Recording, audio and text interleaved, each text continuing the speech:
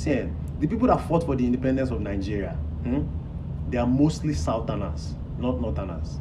As a matter of fact, Nigeria should have been independent before 1960. Around 1957, the Northerners said that they were not ready because they didn't have enough educated people that could participate in the government, because the southern part of Nigeria was more developed, more educated.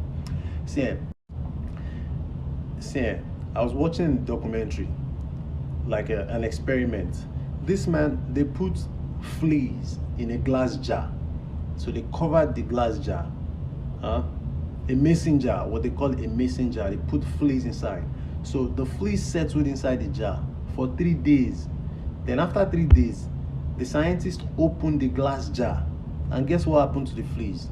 The fleas never even knew that the jar has been opened. They did not escape. They just remained there, and that's how they're going to be for the rest of their life, because they have been conditioned like that.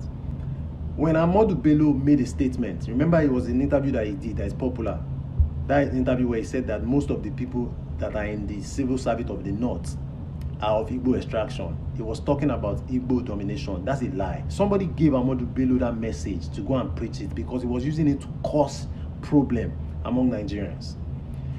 Nigeria has to break apart, because when the Northern Protectorate and the Southern Protectorate was amalgamated in 1914, the people that did that, which is the British government, they did it because they know that if they do it like that, the Northerners are indirect rule. They use indirect rule to control the Northerners, and the Northerners were falling in line, but the Southerners were never falling in line. So that's why they vested power to the North. You know that there was a time that even in the military, they were using quota system, so they were putting more Northerners in the military, because they wanted them to dominate Nigerian politics. Because if they dominate the politics, because the Northerners were not developing at a fast pace, the way they operate, they don't develop, they don't challenge the status quo.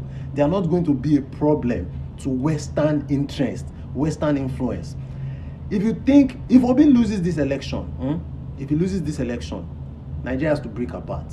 If you can hear my voice and you say, by God's grace, Nigeria is going to work, you are in bondage, you are a flea in a glass jar.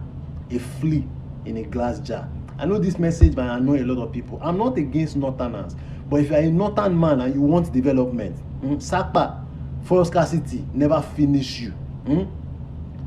You will agree with me on this message, because Nigeria is a mirage. Nigeria is a mirage. There are people that are in bed with the Western organizations, Western powers that are working against Nigeria. Do you think it's a joke? Nigeria doesn't have electricity. Do you think it's a joke?